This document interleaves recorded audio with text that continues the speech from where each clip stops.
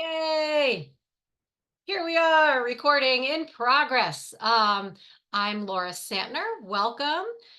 This is our frequently asked question webinar. We've been hosting them pretty frequently.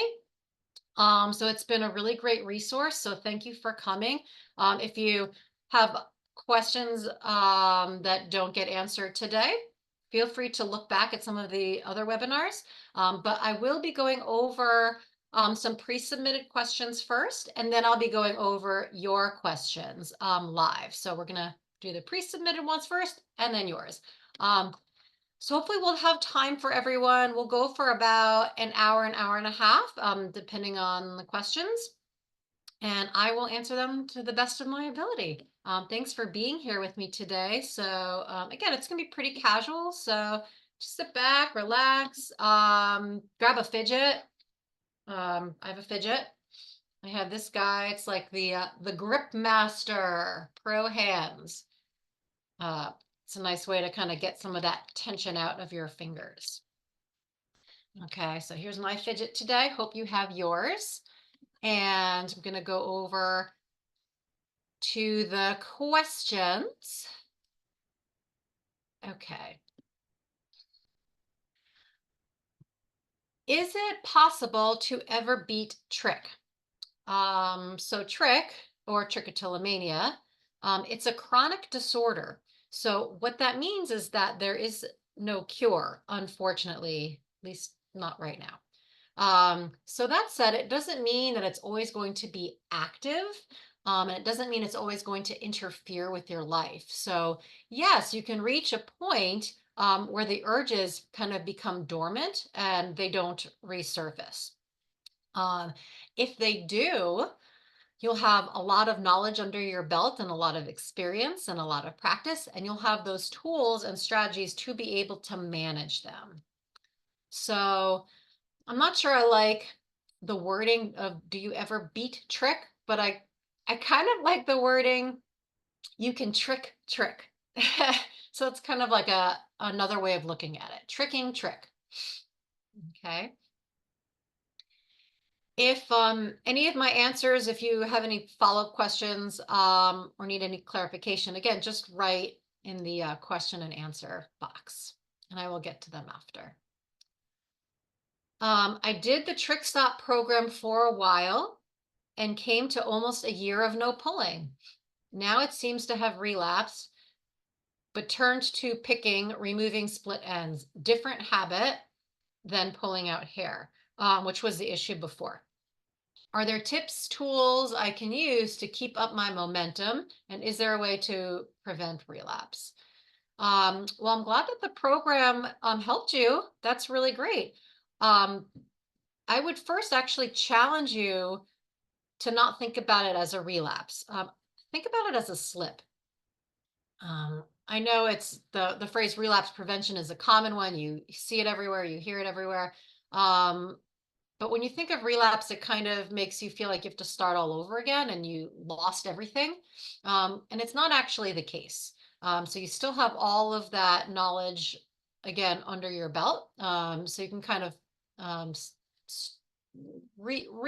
restart um, and get back on track and get back on track faster.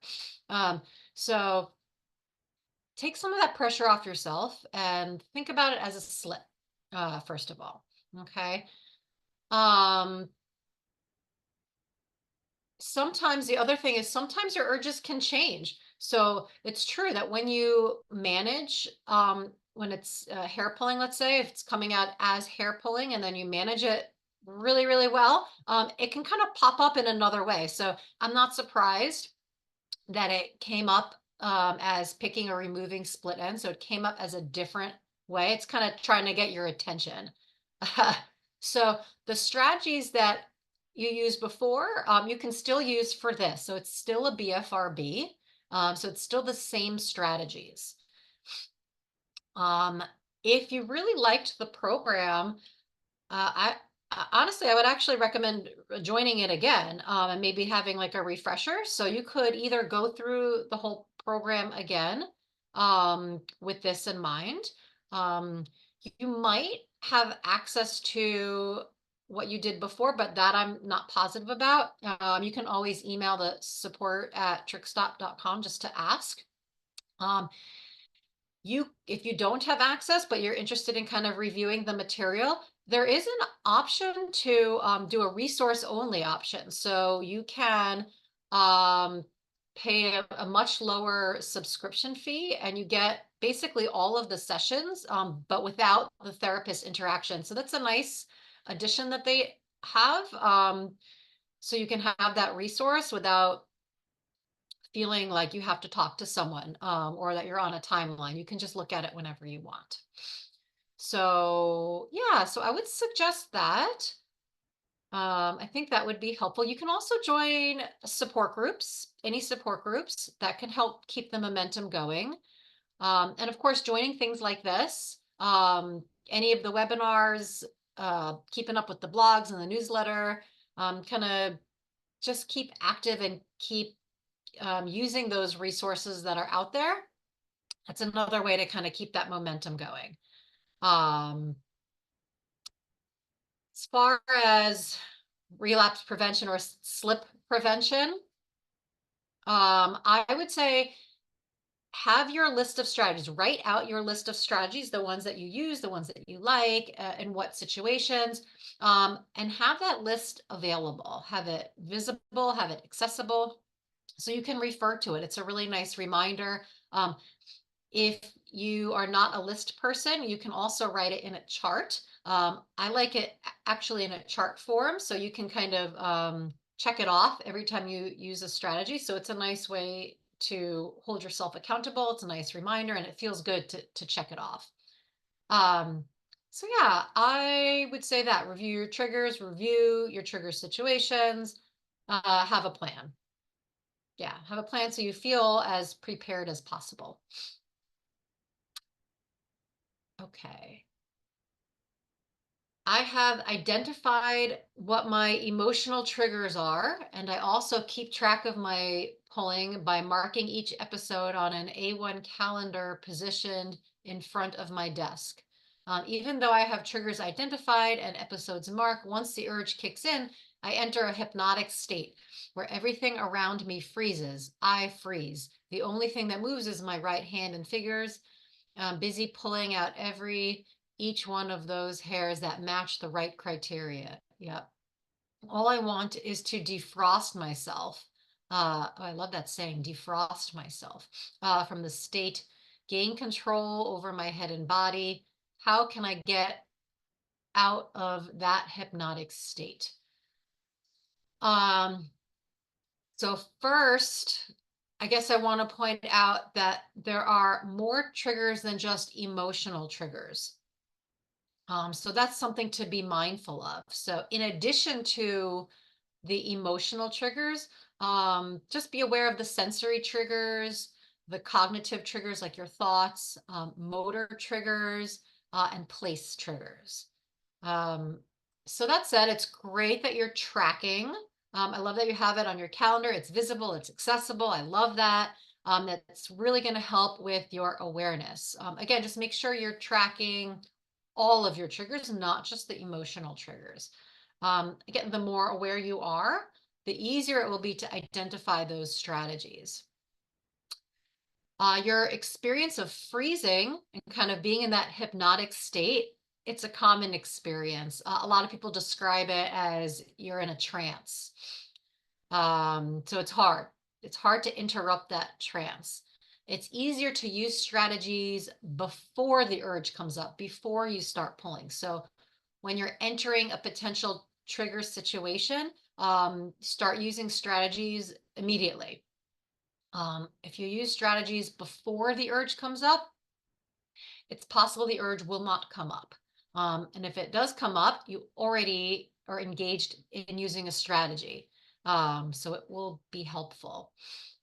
It's true though, once you're pulling and you're in that hypnotic state, it's really, really, really hard to interrupt it.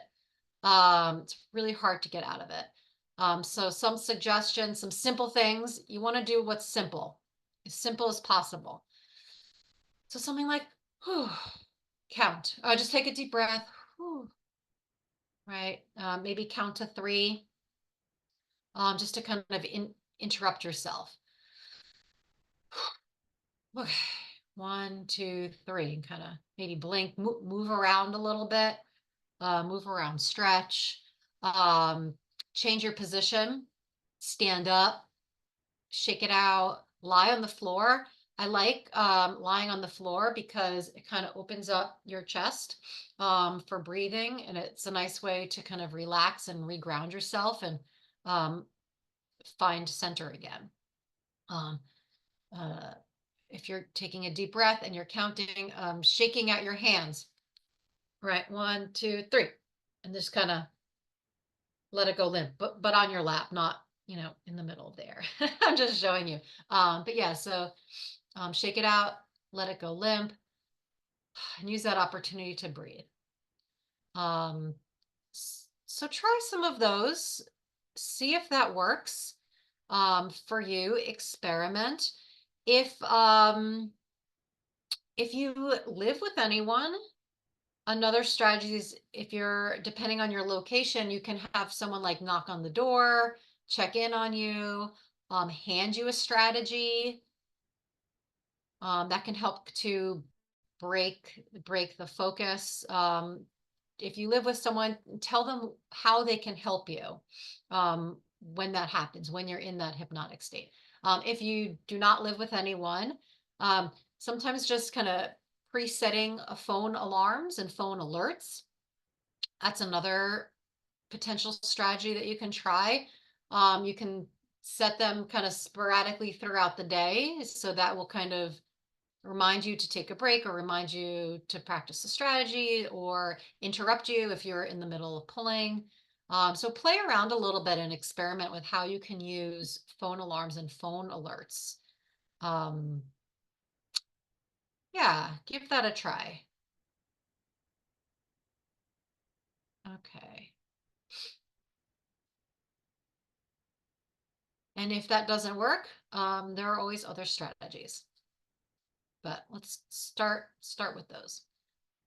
I've had Trick for 8 years, and I've gotten so used to it, I forget what it's like to have hair. So the motivation is low. I don't know why. Yeah, so motivation can come and go, and that's normal.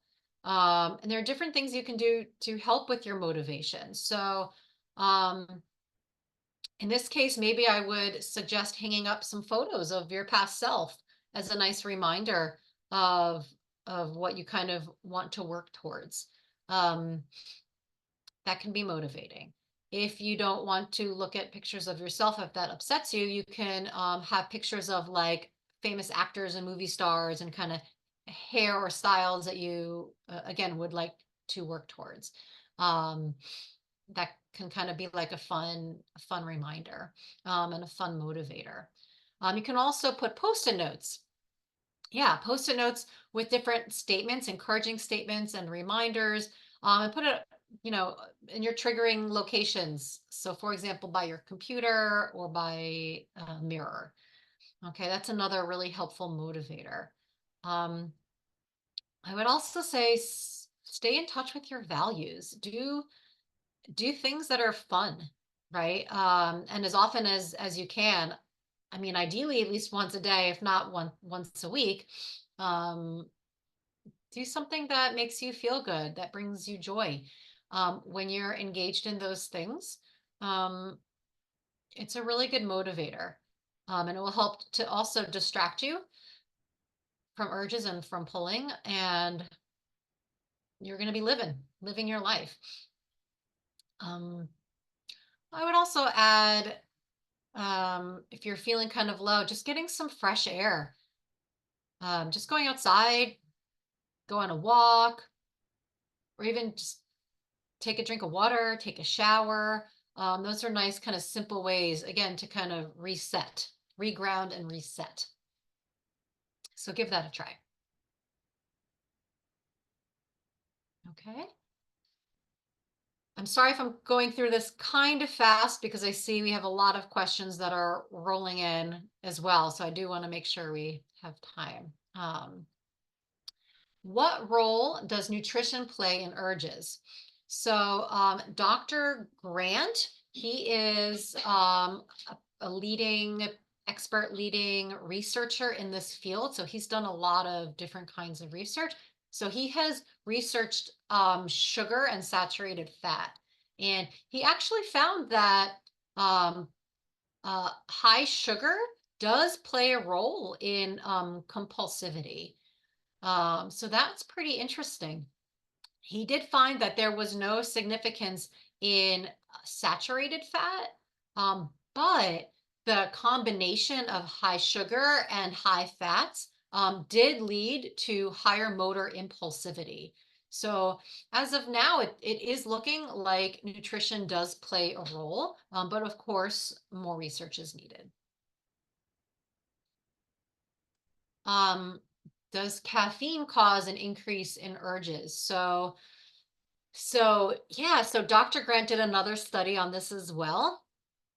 And you would think that caffeine would increase urges. So high levels of caffeine increase urges. But interestingly enough, he found that moderate amounts of caffeine, so that's he said moderate was like one to 3 cups a day, I guess is considered moderate. So he said that moderate caffeine intake was actually associated with lower urges, lower BFRB severity symptoms. Um, so his research showed that the moderate amount can increase your alertness. So that helps with your awareness, but it does not bring the negative effects like the high caffeine use would do. So like anxiety, irritability, restlessness, that was associated with high levels of caffeine. But moderate um, showed to help with organization. So that alertness helped people to become more aware of their behavior. So again, it kind of decreased automatic pulling. So I thought that was kind of surprising. Again, more research always needed. Okay. Excuse me. I heard that NAC can be used to help with urges. What is the dose? And is there a recommended brand? So NAC or N-acetylcysteine is so far the most researched and the most recommended medication. When they were doing studies with NAC, they studied using the brand Swanson. So not that they're recommending that brand, but I guess it's good to know that that brand was the most cooperative. So the research on NAC used the brand Swanson. So if you want to kind of use the same brand that they researched with, then maybe Swanson. I also happen to be familiar and like the brand Now, but I don't necessarily like recommend any specific brands. If you try one and you don't like it, try another. I think it's pretty individualized. Um, but if you're trying anything at all, make sure you're talking to a doctor first. Consult with the doctor. Um, as far as doses, the recommendation as of now is 1,200 milligrams. They research between 1,200 milligrams and 2,400 milligrams. So that's kind of the range right now that they're researching and recommending.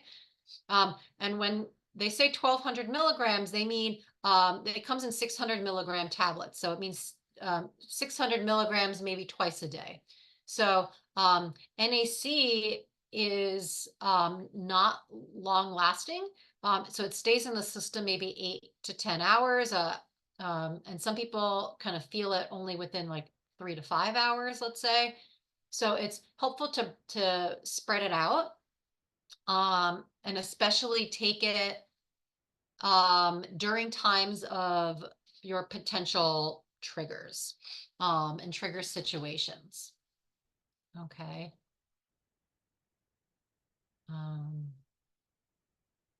So hope that answers that question.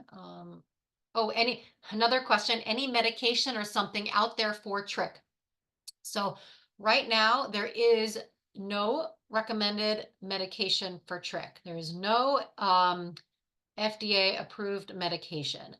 Um, some medications for potential co-occurring disorders like depression and anxiety, for example, some of those medications can help, but it's not for trick. It's for the other co-occurring disorder, and that can then affect and help your trick.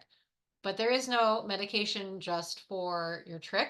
Um, Right now, again, the most researched and the most promising is N-acetylcysteine or NAC. And that's not even a medication, that's an amino acid supplement. It's over the counter. Um, they just started to research a new medication called memantine. So that one's also looking quite promising. So I haven't heard any of the latest updates about memantine. Um, but last I looked up the research on it, it was looking like it had potential. So I'm hoping more research is done soon on it. Okay. It's so hard to not pull. Are there common triggers I can avoid? And what strategies and tools can I use to not pull? Yeah, so there are a lot of potential triggers. Um, So tracking and self-monitoring is a good place to start, to help you learn about what your triggers are. So that once you understand what your triggers are, then you can start working on those strategies. So typically triggers occur when you're overstimulated, such as when you're like nervous, anxious, or overwhelmed, or understimulated, like when you're bored. Um, So triggers can also range. So from like sensory triggers, so what the texture of your hair, for example, or what it looks like. Cognitive triggers, so what are you thinking? What's going on? What are you telling yourself? Your affect, so your feelings. How are your thoughts affecting your feelings? Right? Motor, your body position. Right? Place, where are you located? Are you in the bathroom? Are you in front of mirrors? Right. So depending on your trigger and situation, you can use different strategies, and a different combination of strategies. There is no one strategy that is going to have the magic answer. So it's finding the right combination for you. So, for example, some sensory strategies can include like different kinds of fidgets, and there are hundreds and hundreds of different kinds of fidgets. Um, Cognitive strategies can include being mindful of what you're telling yourself. So notice what you're thinking, and rephrase. See if you can reword it and gain a new perspective.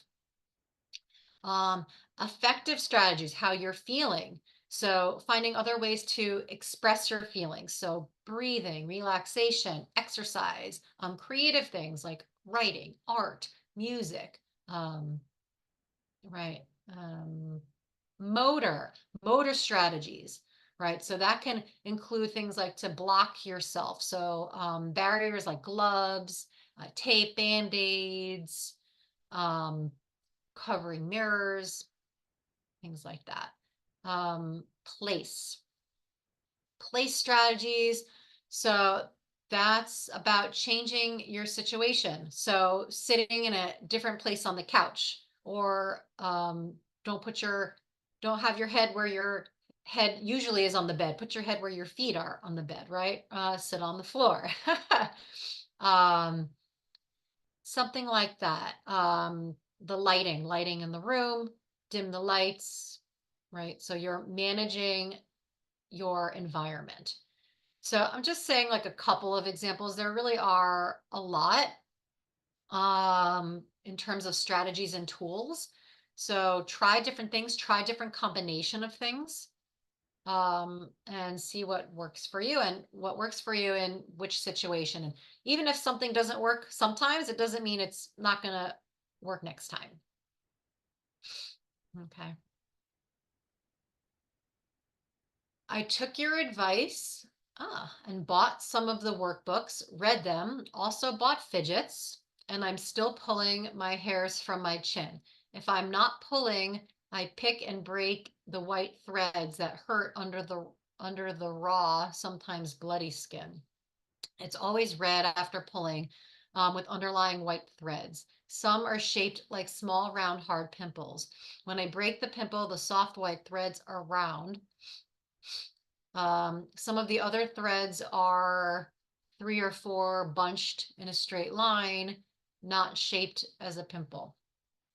They are tough to pull out without a tweezer. What am I breaking? Is it collagen or threads that hold the skin together? The dermatologist said it was the new growth of the hairs. Leave them alone. You will cause an infection. She never looked under the light. Just looking at my face, she said, I don't see anything.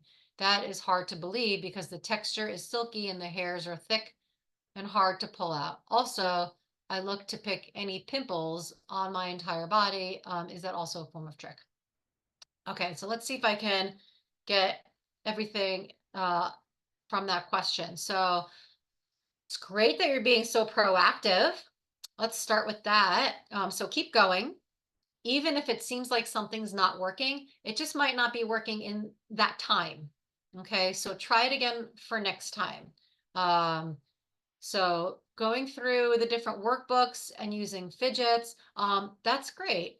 It's not going to cure hair pulling, right? Again, it's not that magic answer, but it's going to help build those resistant muscles. So nothing is going to be a quick fix, unfortunately. But keep looking at those books, keep practicing, keep using your strategies, and experiment again with the combination of things. So it's not about just reading a book. It's not about just using a fidget. Again, it's about using a lot of things at the same time and consistently. Okay. So again, explore all the possible strategies. So the sensory, can add some barrier strategies, explore your environment strategies, right? Be aware of your thoughts and your feelings and see what's going on. So there will be good days and there will be bad days, but it's normal and it's part of it. Um, so I'm not sure what you're referring to when you mentioned threads, but it does sound like it's the new hair growth. And if you ask the dermatologist already and that's what they told you, I would trust what they said. A dermatologist can know without looking, because they're an expert and it's through their expertise and their experience. So they could know without looking. So they don't necessarily need to look with such detail. Also, keep in mind that it's going to be much more noticeable to you than to others. Just because it's happening to you, you're more aware, you have like spidey senses, as I like to call it. Um, so you are going to notice it way more than someone else. Um, Picking pimples on the body, so that is not trick, but that is the skin picking disorder. So it's still under the umbrella of the BFRB, so it's still treated the same. A lot of people have multiple BFRBs, so hair pulling and skin picking. It's common to have both. They're treated the same. Okay. Um, okay. I think this is okay. Great. This is the last pre-submitted question. And then I will get to the ones that you have typed live.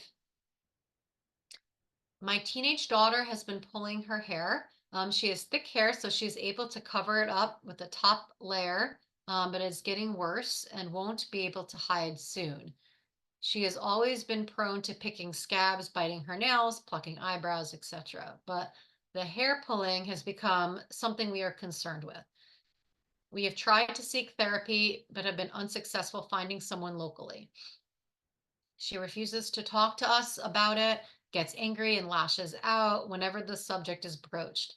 We have tried fidget bracelets, rings, wearing a thick headband to keep her from touching her head. We want to be able to help and support her, but don't know what to do. Yeah, struggling as parents, what can we do to help her? So it's really difficult to watch your child struggle through this. So it's common to feel helpless. Um, Unfortunately, there is not much you can do if she does not want you to help. If she does not want to talk about it with you, I mean, she has to be ready in order for change to happen. Um, Perhaps it's not bothering her. So if it's not bothering her, she's not ready yet. You can you can ask her how she wants you to help her and how she wants you to be involved. Um, I always recommend asking, and I think that's helpful because it kind of gives her the power and gives her that sense of control. So she can tell you what she wants and what she needs. And whatever she says, that's going to have to be what it is. Um, but keep showing her, that love, that care, that support.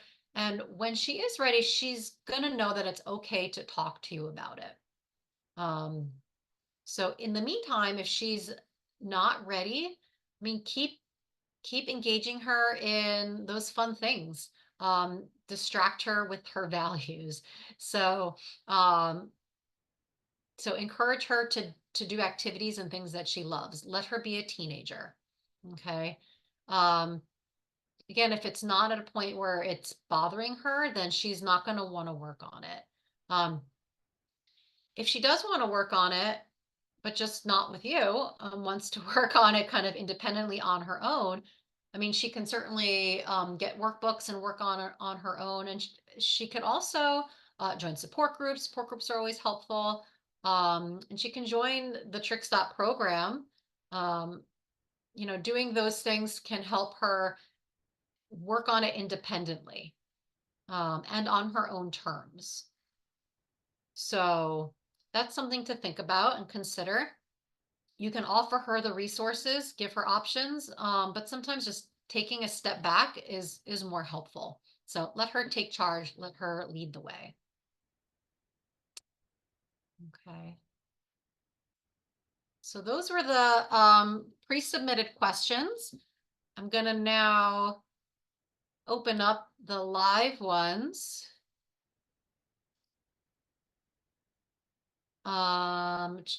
Sorry, I've got lots of boxes here. Hope everyone still has their fidgets. Okay, fidget check. Uh, oh, this is a good question, and I'm not sure I know the scientific answer to it. What happens in your body, chemical reaction, nervous system, etc., before and after you pull your hair? You might have to submit that question to support@trickstop.com because I can't tell you off the top of my head like the scientific terms of what's happening in the brain. There have been studies though in studying the brain, so definitely certain parts of the brain kind of light up um, when you have before urges and then during pulling and then after. So there is different activity going on, but I'd have to look it up to be specific with you. But it is interesting. So it does change. So email this question at support@trickstop.com and we will get you a little bit more specific answers because I'd have to look that one up. Okay. It's a good one. In the context of trichotillomania, what could it mean that I am having dreams about relapsing, pulling my hair out? I am frustrated, disappointed, overwhelmed in my dream when it happens. All of the typical waking emotion associated with a relapse. Yeah.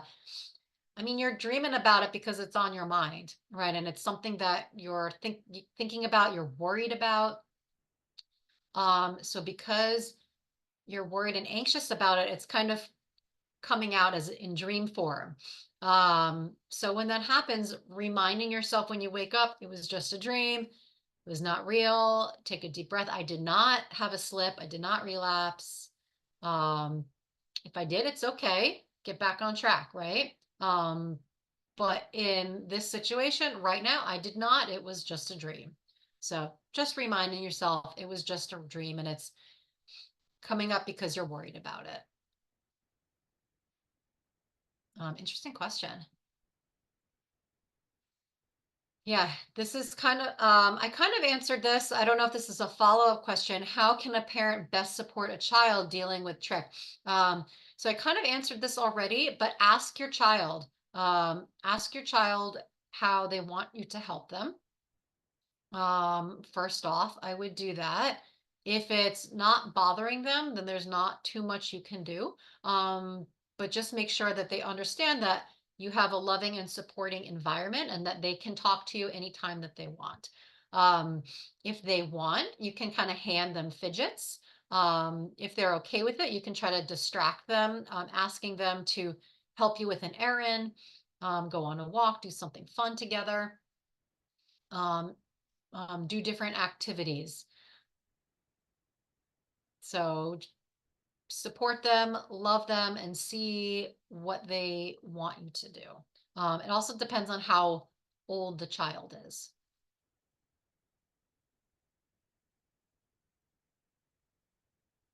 Oh, I'd have to look up this answer too. What's the earliest recorded occurrence of trichotillomania? Is it more prevalent today than in the past? So this goes back a really long time. Um, I think I actually looked this up before, and I think I answered a similar question in another frequently asked question. I don't remember now what I had looked up, but it goes back a while. It just wasn't known to be called trichotillomania. But it has been for a very long time. I almost want to say like in the BC times.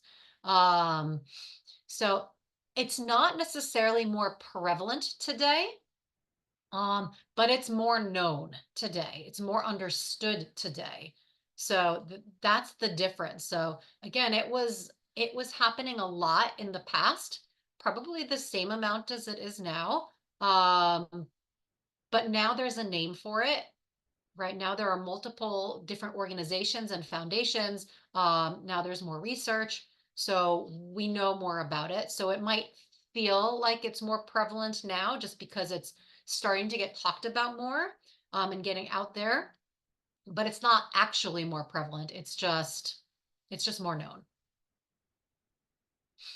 If you want the exact dates, because I do have them written down somewhere. Again, email support@trickstop.com and I'll see if I can get kind of the first recorded occurrence because I do have it written down, just not in front of me.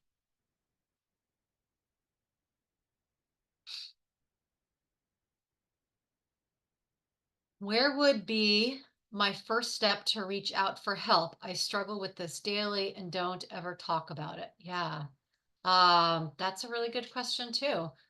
Um, First step to reaching out. You're already taking your first steps, actually. Um, Gathering information, learning about it, joining webinars, um, reading blogs, reading some research. That's the first step, right? Gaining more information. If you are ready and want to reach out to someone, you can go to different lists to find someone in your area. So TrickStop does have a list of trained clinicians on their website. Also, bfrb.org, they have an extensive list of trained therapists, and you can search by location. If you cannot find someone in your location, you're welcome to try out the TrickStop program. Um, a lot of people like that program because it's typing based. So it kind of keeps it a little bit more anonymous, but it's a really great program and you're still working with a therapist. All the therapists in the TrickStop program are trained. Everyone's trained, everyone's great. everyone knows what they're doing. So that's another good resource. So you've taken your first step already. So second step is just kind of seeing what your options are, what therapists are in your area, and see what kind of appeals to you. Uh, if you're not ready to talk one-on-one with someone, you can also consider joining a support group. Sometimes that's a little bit scarier, so that might be a couple steps down the road. But support groups are really great and a helpful way to start talking about it more. But a lot of people find talking to a therapist first helps, and then they feel a little bit braver and then they join a support group.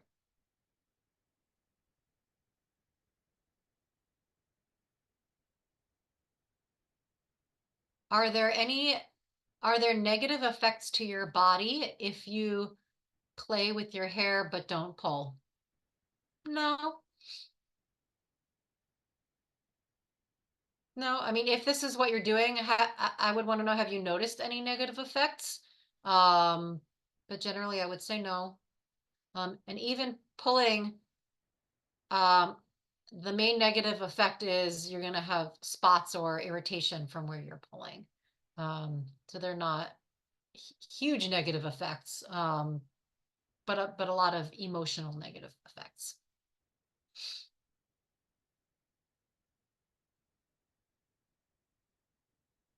So I did answer this question already. What's the best way to snap out of that trance once the pulling starts, or how to deal with an urge just before it begins? So again, use those strategies before the urge begins. Um, that's the best way to prevent the urge from starting. Um, and the best way to avoid getting into that trance-like state if you're already engaged in using a strategy. If you wind up getting in that trance-like state, as I mentioned before, taking a couple of deep breaths, doing some counting, shaking out your hands, moving around, walking around, stand up, lie down. Those are some things to try to break yourself out of that trance. Um, yeah, so try that. Okay. I'm not going to repeat everything that I said before, so I kind of just gave an abbreviated version. Uh, I wear a wig in public due to my trichotillomania, but often end up pulling my wig hair out. Do you have any tips to curb this behavior? Um, it's the tips to curb the behavior, it's still the same.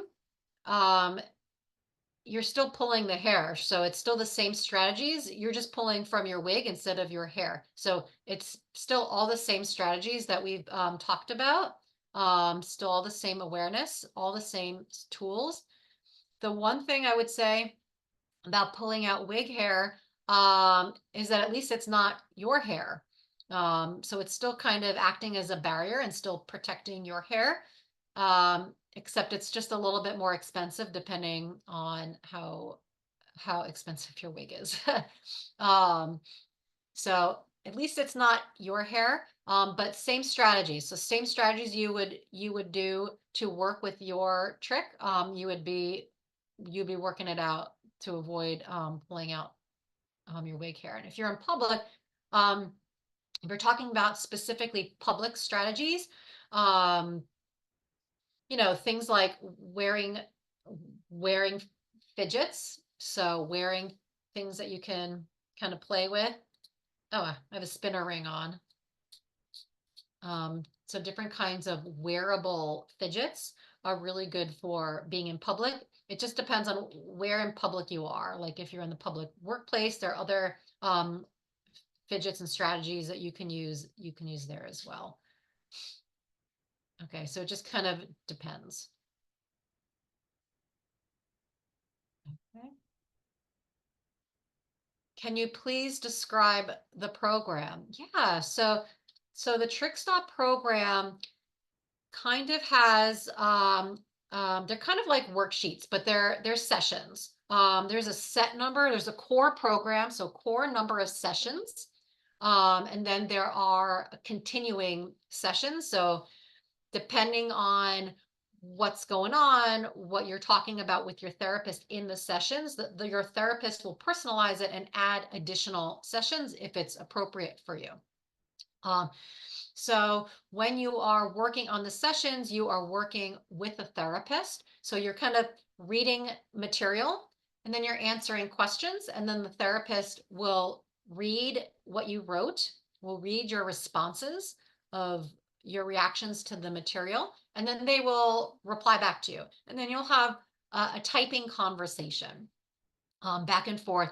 And it's not an instant typing conversation. It's within 24 hours. So whatever you type, they will respond within 24 hours. Um, so yeah, it's a really good one. There is a webinar. They do it quite frequently that specifically talks about the program. So I suggest checking out that webinar or looking on the website at trickstop.com and look at the past webinars about the program. So that will give you more details. But I recommend it. And I'm not just saying that because I'm here and I'm working with TrickStop, but I really do like the program.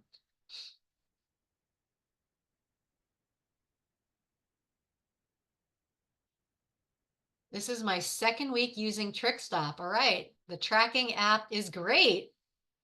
Oh, so glad to hear. Do you have any tips for shame pulling? Sometimes I am sad or ashamed about my pulling. It propels me to pull more. Yeah. So you're only in your second week. You'll get there.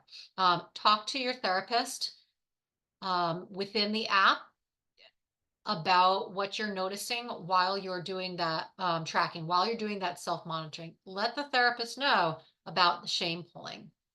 And they will talk to you further about it. But in general, there are sessions down the line where you will talk about this more specifically about what you're telling yourself. So there's a session um, on what you're thinking. So it's about rephrasing those thoughts. So be mindful of what you're telling yourself in those situations and see if you can rephrase it. See if you can think about it in a different way. When you kind of change the wording of what you're telling yourself, it allows for more room for self-compassion. So I know you're only in your second week. Keep going. Keep going. There's a lot. There's a lot in the program that will be helpful.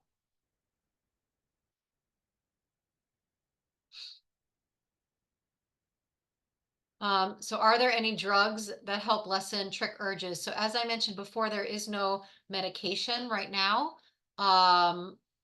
for trick.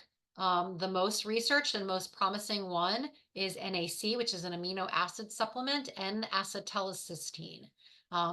So right now, that one is the most recommended, but there is no drug for trick. There is no medication, unfortunately, not yet.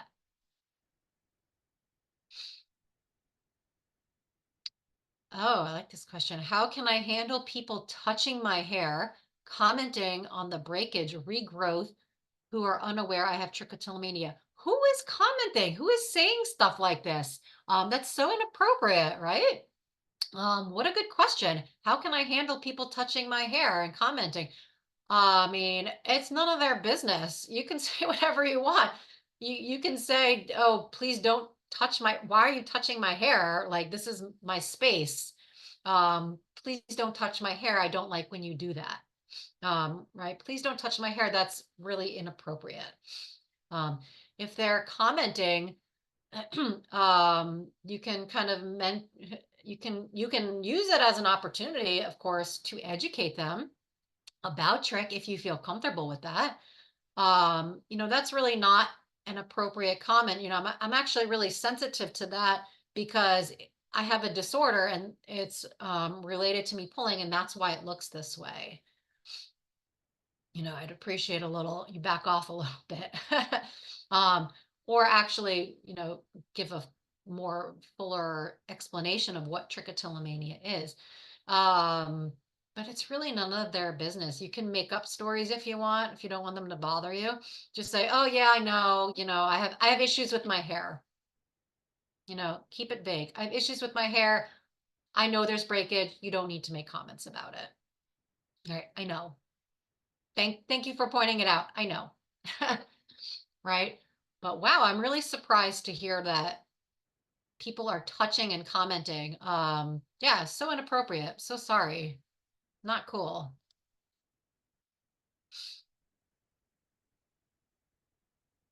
On the Trick Stop YouTube channel, there is an old two-part video on trances and how to understand and mitigate. Yeah, oh, that's great. Good to know. What's going on?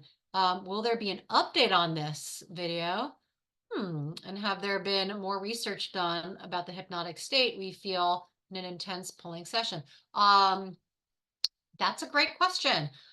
We will do webinars and videos on whatever you'd like us to do them on. So if you have an idea, if you have a need, let us know and we will do that. So email this actually to support@trickstop.com and let them know this suggestion so that we can start working on it. Yeah, because we can absolutely do an update.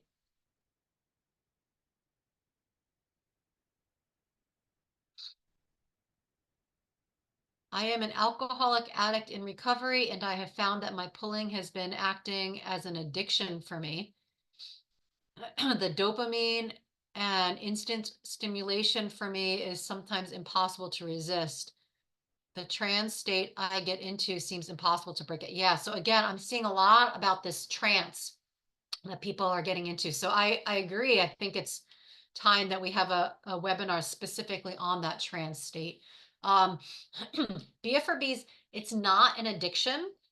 There is a webinar actually on that as well, I believe. So it's different from an addiction, but it does have a lot of similar qualities. And addiction is a common co-occurring disorder of BFRBs. So I'm not surprised, and I'm not surprised that you're feeling like it is an addiction, because it is similar, right? It's that self-soothing aspect to it. But yeah, once you're in that trance, it's really, really hard to break out of. I'm not going to repeat the strategies because we already kind of went over some things to start off with, but it's hard. It's hard. Again, hang in there.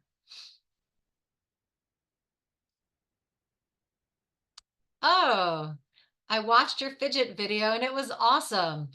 I often pull of the bulbs at the roots of the hair. Is there a good fidget to stimulate or replace this? Oh, I'm so glad that you liked it. Yes, so I did a webinar specifically on fidgets. I went in quite detail about different types and different kind of situations. I showed fidgets, so check it out. Glad you liked it. So you're looking for a fidget. Yes, so pulling the bulbs. So yes, so specifically the bulbs. I actually really like oh God, what they're called. What? It's not coming to me at the moment. It's a food. It's stringy. It's a stringy food. I'm blanking on the name, and it's got a bulb on it. Um, so it's really fun. It's the stringy, I don't know why I'm blanking on the name. It's a stringy food, but it's got a little bulb at the end. So it's really kind of fun to kind of pick and pull at the bulb of that food. Um, Bulbs. I really like any fidgets, but like a fidget like this, or fidgets that have bumps on them, right? So if you like the bulbs, things with bumps. So any fidgets, boop, with a little bump, right? So you can, maybe not the eyeballs, but like, yeah, so something like that is really helpful if you are attracted to the bulbs. Okay. So give that a try and look for other fidgets. Again, fidgets that have a little variety, a little bump. Okay, so try that one. This one is called, oh, I just put it back. Oh man, where'd it go? This one is called the stretch centipede, the one that I just showed. Right. Lots of fidgets. I have a giant box next to the desk. Sprouts, bean sprouts. There, bean sprouts have the little bulb at the end. Thank you for this. I can only attend 15 minutes, but already picked up strategies for you. I appreciate it. Great. Thank you so much. And again, if you can't attend the whole thing, because yeah, we go on, I get a lot of questions, so we go on for a while. You can always watch it again, or catch up, because it's recorded.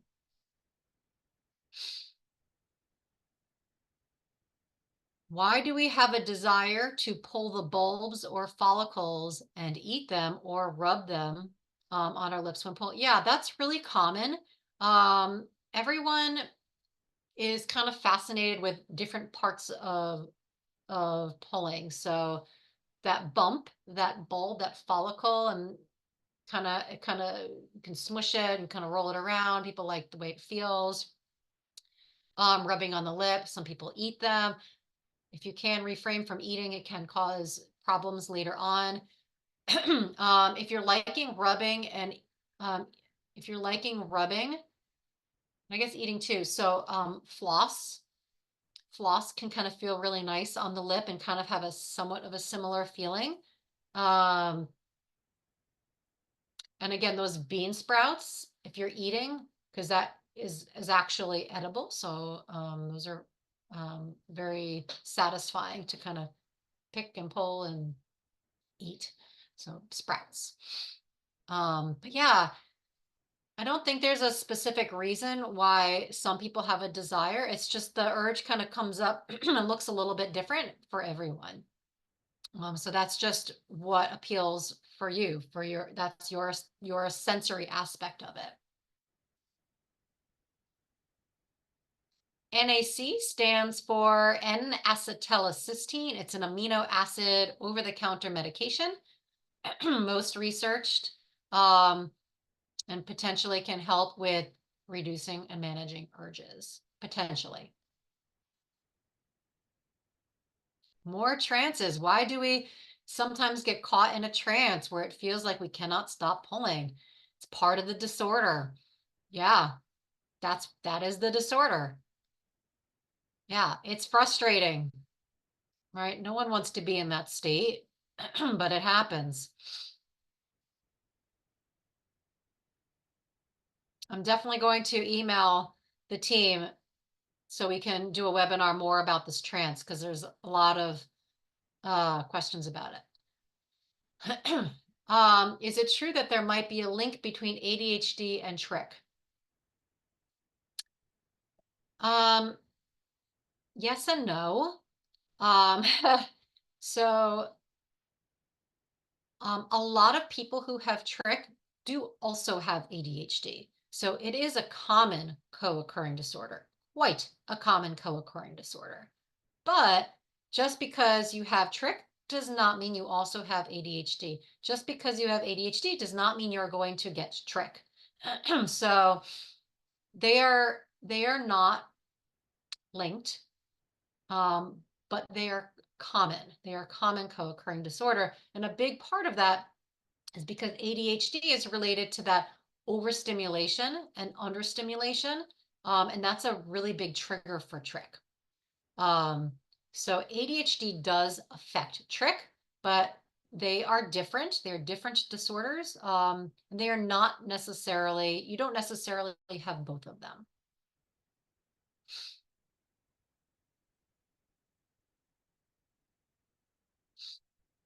I find that stress is a common trigger for me. My life as a whole is especially stressful at the moment due to health issues that are even impacting my ability to work. my finances. Are there any suggestions for stress reducing techniques or things that won't cost a fortune that I can try? Yeah, stress is a really big trigger. There are so many things you can do that are free to reduce your stress. I believe we look through our past webinars. I believe we have a couple on breathing and even some guided breathing. So check that out.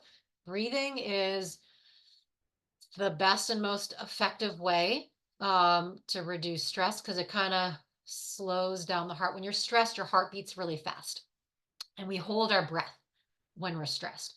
So doing different kinds of breathing exercises helps to slow down and slows the heart down, slows the brain down, and is really effective. There are tons and tons of free videos on YouTube, not just Trick Stop, just videos in general on meditation, on stress reduction, on yoga, different kinds of exercising. Because you're right, when your physical health is not well and is impacting other things, it's going to impact your trick as well. So I'm sorry to hear that. I'm sorry to hear it's a tough time, but go easy on yourself. Be kind. Drink a lot of extra water, um, which I do not do, but I need to do, right? Drinking water is so good for the mind, for the body, for urges. We often forget about it. So actually, when you're feeling really stressed, sometimes just drinking, if you're hot, drink cold water. If you're cold, drink some like hot water with some lemon in it or something, or some tea. That's another nice way to slow you down. Okay. Um, so I would start with that. Depending on how your health is, if you're able to go outside, do some walking, or just sitting outside, just getting some fresh air, again, that helps reduce stress. Engage in whatever makes you happy. So hobbies, again, depending on how your physical health is doing, hobbies are at home, knitting, crocheting. I've recently discovered embroidering. I love embroidering. It feels so good. And sewing, right? Anything with that kind of detail and that you're like pulling a little bit. So sewing, embroidering is really great. So think about activities that you're able to do at home. Writing, reading. There are tons of books out there on ways to reduce stress. Um, Writing, creative writing, journaling, right? Lots of free things.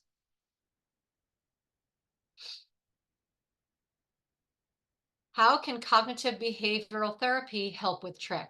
So yeah, so right now the treatment for trick is not just CBT. CBT is one aspect of trick. Cognitive behavioral therapy, that's the tracking aspect of it, the self-monitoring aspect. When you're monitoring how your thoughts are affecting your behavior, right? So that's just one aspect of the treatment. Other aspects are the comprehensive behavioral model, dialectical behavioral therapy, acceptance and commitment therapy, habit reversal training. Uh, it's a combination of all of these things. So CBT alone is not going to help with trick, but CBT along with DBT, along with comprehensive behavioral model, along with habit reversal, along with ACT, acceptance commitment therapy, um, that will be helpful. So combination. Do you recommend a regular therapist or a trick specialist or group therapy? I definitely recommend a trick specialist. So a therapist that is trained specifically in trick and BFRBs. A regular therapist is not going to know much, not going to know how to help with this specifically. They'll be great to talk to, but not necessarily for trick. Um, Group therapy, yeah, I absolutely recommend like support groups are really great, especially alongside your therapy. It's really helpful. It's really nice to talk to other people who are also going through the same thing and get that peer support, that peer feedback. So yeah, I recommend someone who's trained in trick and also support groups or group therapy specific for trick and BFRBs.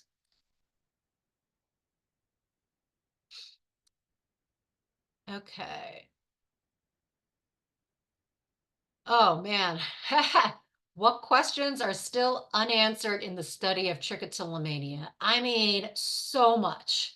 Um, right? Think of a question and we need more research on it. Any question, we need more research because trick is still, it's out there, it's known, but it's still not known enough. Um, so the more out there it becomes, the more it is understood that it's affecting more people than they realize, um, then it is more likely that research is going to get funded, and then we'll be able to get even more answers. I mean, I can go on and on. The question's still unanswered in the study. I mean, so many. The number one is medication. Um, I would say number one is medication, and also tied with number one is the actual cause, and what's going on with the brain and the body.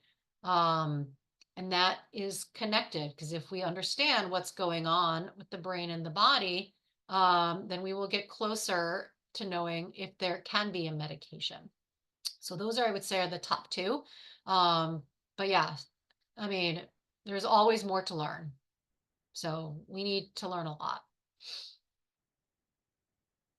Good question.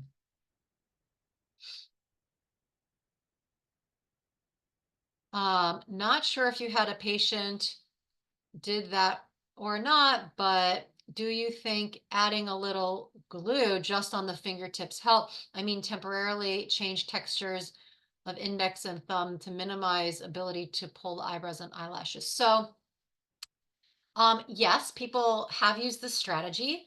I do not recommend the strategy um, for someone that's got a BFRB because if you're putting glue on the tips of your fingers, guess what? That feels really good to pick. So if you have a BFRB, even if it's not skin picking, if it's hair pulling, but then you start picking the glue on your fingers, it is very possible that you will become a skin picker, that it will trigger skin picking. Um, so I do not recommend using glue because it is too close to skin picking. And if you have one BFRB, you can very easily wind up with another one because it likes to fight and have attention and pop up in other ways. So instead of using glue, I recommend using gloves, Scotch tape, Band-Aids, finger cots. They have you can get fabric finger cots or you can get rubber finger cots. So you can cover the two fingers, but I would not recommend using glue.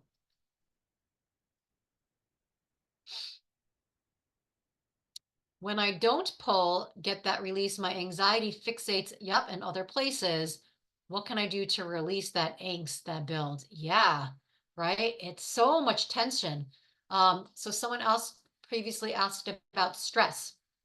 So I would direct you to that answer, right? What can you do to alleviate that tension that's building? So breathing, right? Breathing, stretching, moving, exercising. Any way that you can move and exercise is a great way to alleviate some of that angst. Going outside, running, jumping jacks, push-ups, pull-ups, right? Walking, just being in nature.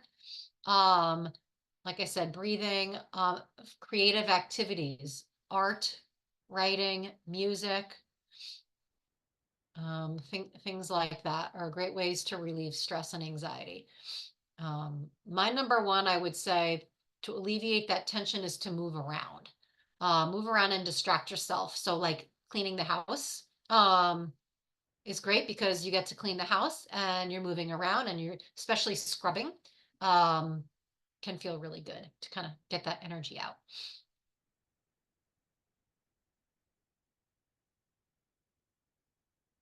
Can frequent hair pulling cause skin damage or scarring? I'm worried I'm scarring the skin under my neck when I pull up my beard. Um, I have not heard many stories of hair pulling causing skin damage or scarring, even if you're pulling for a really, really long time. Um, Hair is resilient, pretty resilient, and skin is pretty resilient.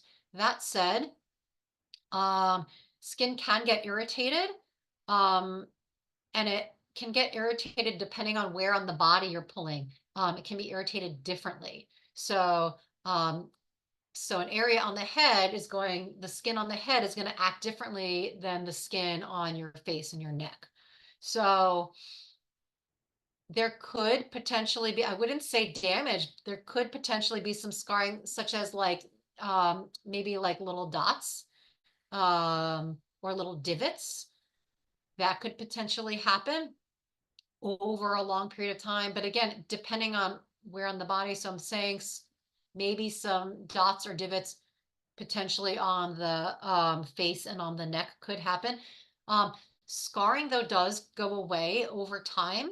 So it's not necessarily permanent. Um, so I wouldn't worry too much about it.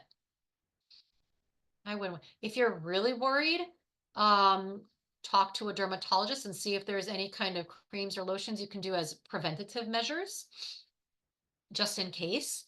So consult with a dermatologist. But again, as far as I know, um, I wouldn't be too concerned.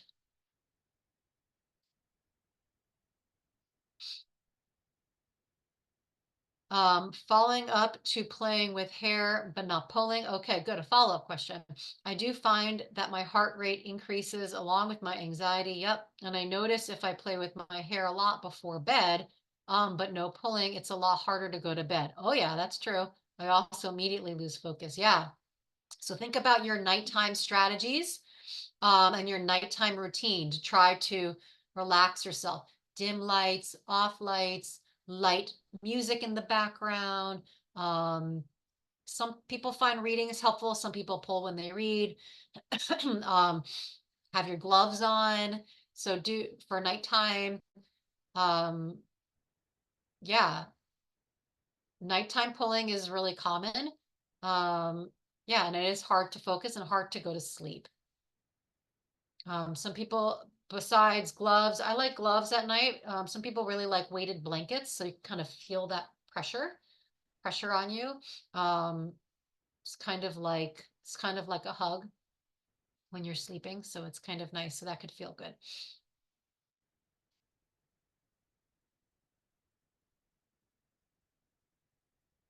Are there any downsides or negative side effects to taking NAC? One reason why NAC is so popular is because it's not a medication, it's an amino acid supplement. So there really are no negative side effects. Some people have like a little, like maybe gastro sensitivities to them. Um, but I've heard that in a couple of cases, but not many. So it really has very little downside or negative effects, I would say. And I think that's what makes it so appealing. But again, if you're considering taking it, I mean, consult with your doctor about it first.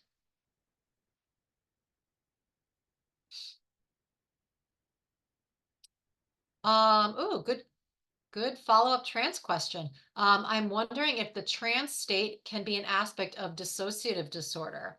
Um, I would say no. I can understand why you would think that, but they are still two separate disorders. Getting in that trance-like state is part of trick. It's part of BFRB disorder. Um, and you're not totally, it's different from dissociative disorder stands on its own. So, so they're different, but so it's not an aspect of a dissociative disorder, but I can understand the similarities and why you would think that, but they are separate.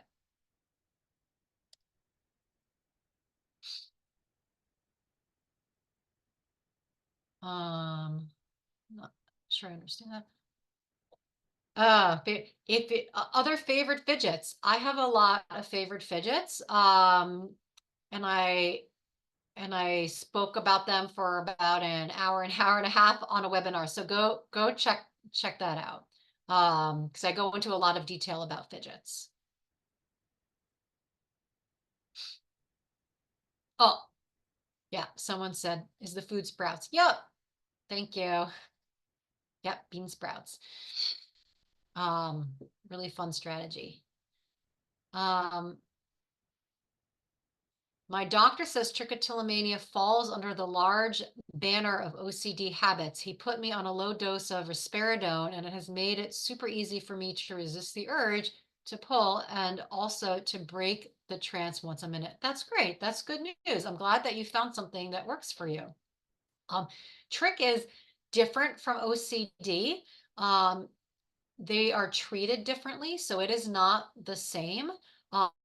But your doctor is kind of right. So it does right now land under the banner of OCD. It's OCD and related disorders right now, but it's kind of like a cousin of OCD. So it is different from OCD. It is not OCD. It typically does not respond to medications that work for OCD. So I'm happy to hear that that medication is working for you.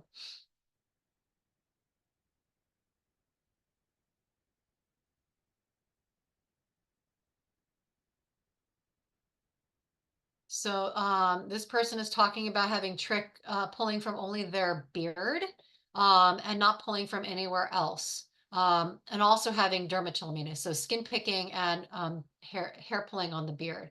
Are there any specific recommendations you have unique for beard trich? Um, I would say the same strategies apply, the same for skin picking, the same for hair pulling. Um, the differences would maybe be some barriers. So for example, um, you might want to experiment with different kinds of beard creams because different kind of creams you put in the beard can soften it up and change the texture. So if you're looking and feeling for a specific texture, I would recommend trying some different creams for the beard. But other than that, same barriers on the hands and the fingers. Um, Other strategies. No, I would say that would be the only thing that would really be unique for the beard. Is you have the option of again using that cream to kind of soften it up. I mean, you also have the option of shaving the beard, but if you like your beard, why would you want to shave it, right? Keep your beard, enjoy your beard. So I don't have any specific or unique recommendations. I would say use the same strategies.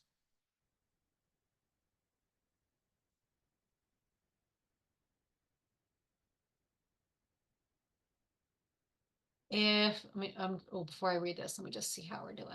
Okay. Let's see if we can get to the rest of them in 10 minutes. Okay. If trichotillomania is chronic and can manifest in different ways, what is the underlying root cause of trichotillomania? Yep. I have also had it resurface throughout my life as various BFRBs. Yep, that happened. And tried many different therapies. Even CBT seems more like a band-aid than actual solving the problem, right? My triggers are unconscious and internal and don't seem to have a common denominator. I've even been told that I do it in heaps in my sleep, so it seems very difficult to identify and prevent. Also, is trichotillomania fundamentally different from OCD or fall underneath? Okay. So, yes, it is chronic. As I mentioned before, there needs to be more research on the underlying root causes of trichotillomania. Right now, a big part of it is genetic. So in addition to that genetic predisposition, it's also related to other environmental factors, potential co-occurring disorders, age of onset, your temperament, personality, um, things like that. So just because you have it as a genetic predisposition does not mean you're going to wind up with trick. But it does put you at a little bit more of a risk. So again, it's that combination of things that cause it. But again, more research is needed. Um, Happens when you're overstimulated or understimulated. And yeah, for a lot of people, it happens automatic when you're sleeping. So get those strategies out before you go to sleep, right? So when you're sleeping, sleep strategies would be barriers. So you want to kind of block yourself because you're sleeping. So you're obviously not aware that you're pulling. Um, CBT, as I mentioned before, is not going to solve the problem. There is no answer. There is no quick fix, but it is a combination of things. So it's really using everything at the same time. Um, and it is different from OCD. It's like a cousin of OCD, but it is different. And having different forms of BFRBs is really common, especially as you're trying to manage one. Sometimes it finds another way to get your attention.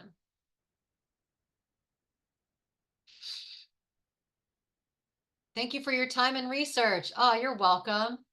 You're welcome for the resources. Yes, stay encouraged, everyone. Yes, I agree. Stay encouraged. We're only going to just keep advancing. So hang in there.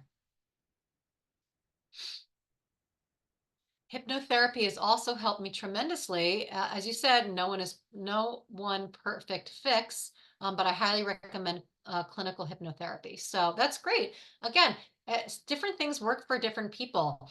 Um, Typically, hypnotherapy can help temporarily, just to kind of gives you a heads up. I hope it works more permanent for you though, because again, everyone responds differently to different treatments.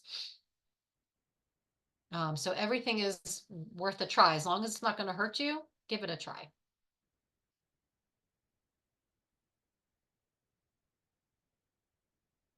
Um, so what are the side effects after eating the bulbs of the hair? So I'm not too concerned about the eating of just the bulbs. If you're also eating the strands, the hair, um, then that can cause blockages. The bulbs are too small and not going to cause intestinal blockages.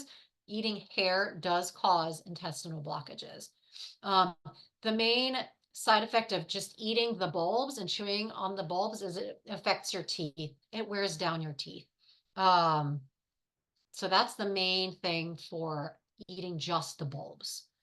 Um, Eating the whole hair leads to more complications.